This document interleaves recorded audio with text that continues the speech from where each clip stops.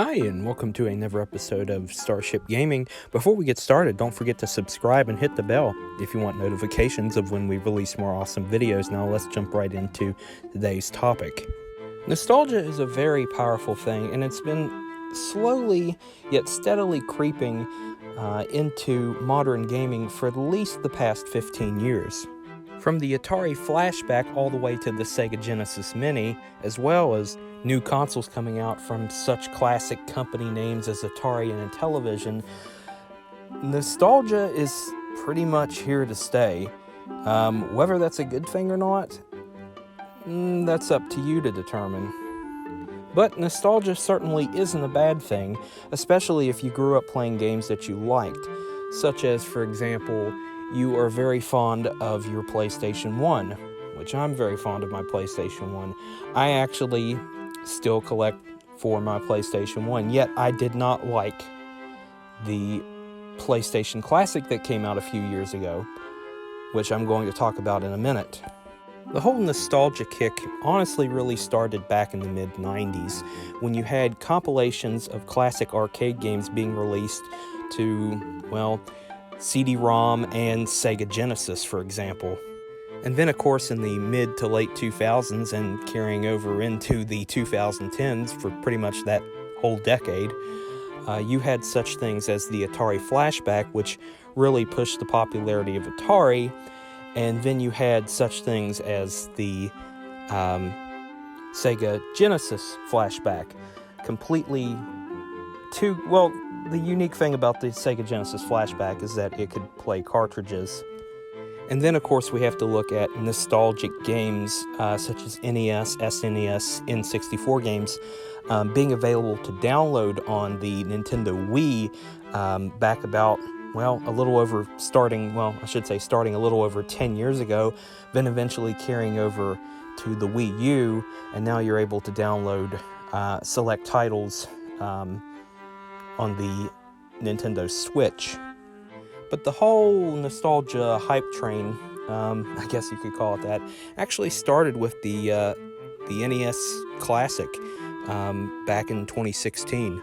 This console kicked off a nostalgic frenzy like no other.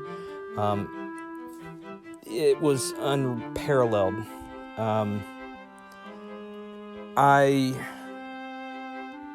I ended up getting one. I didn't really want to get one.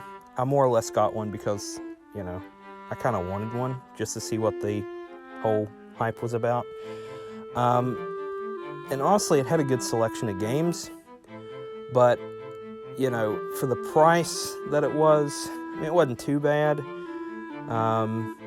but really no complaints on it. But this was the kickoff to nostalgia coming back more than it had previously. And then not long after, we got the Super Nintendo Classic, which honestly was one of my, I liked it kind of more than the NES one, to be honest. But like I said, nostalgia,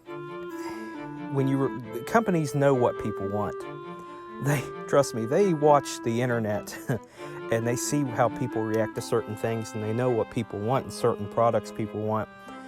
And whether you buy those products or not is completely up to you. You don't have to buy those products. If you want to make your own Raspberry Pi version of something, you are free to do so. You absolutely don't have to buy the product.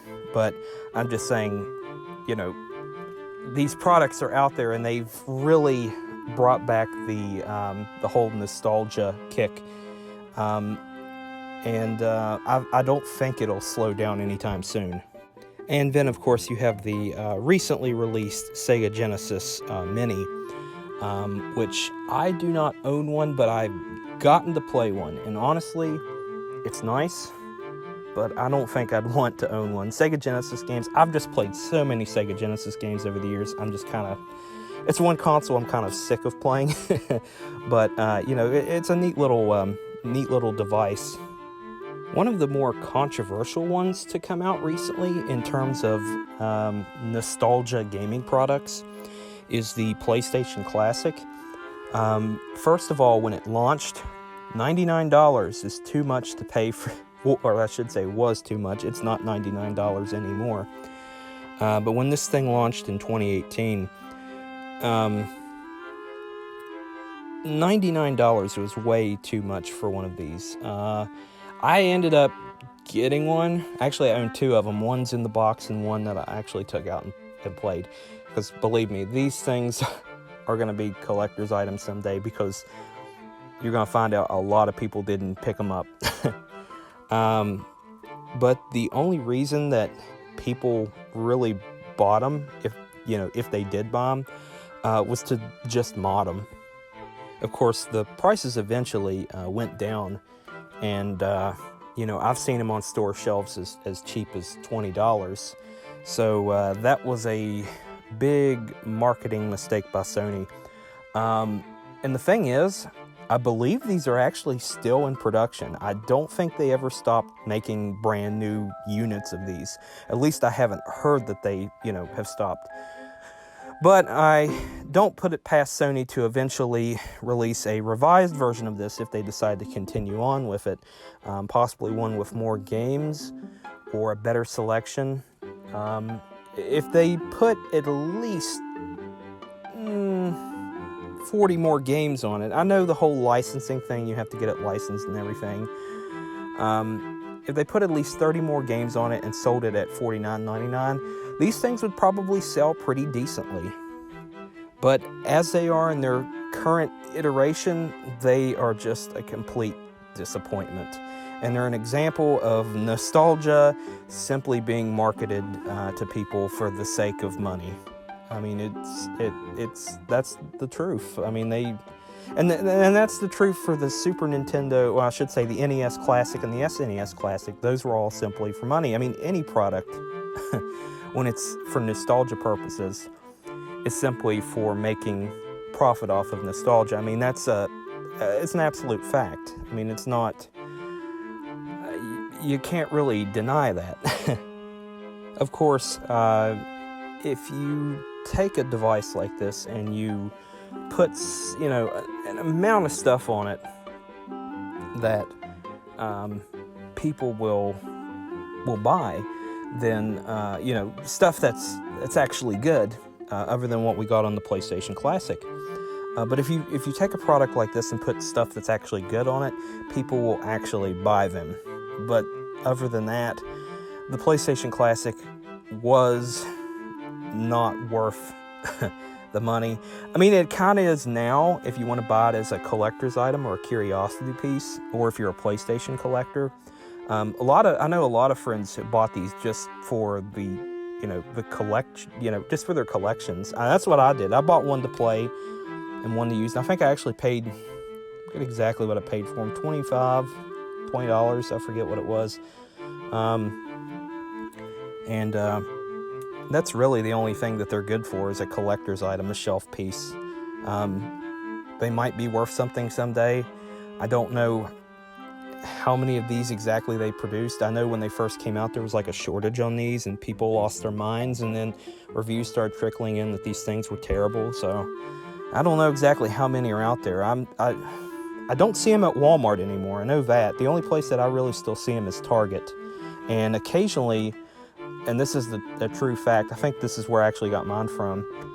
I can't remember exactly. Dollar General.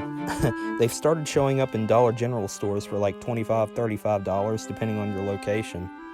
And then you have companies that use classic names to sell a product.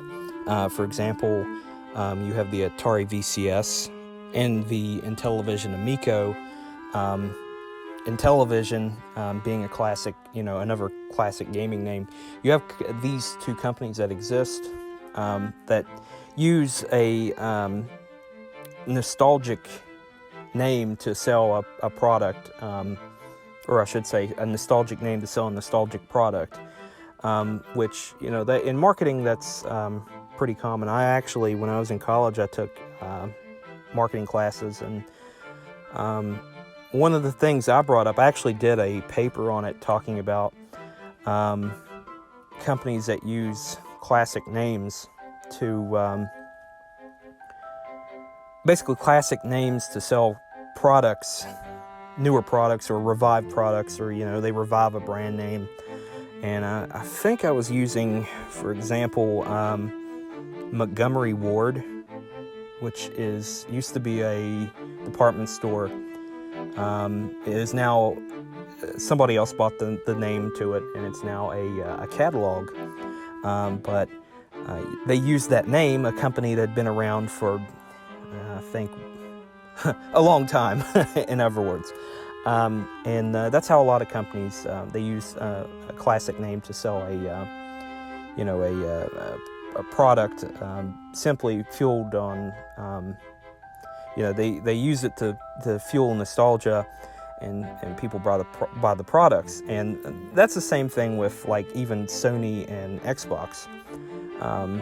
Like, for example, when Xbox, or I should say Microsoft, when Microsoft started selling the Duke controllers, a lot of people bought those for the nostalgia of the original Xbox, or I should say the original Xbox's controller, which was this behemoth controller.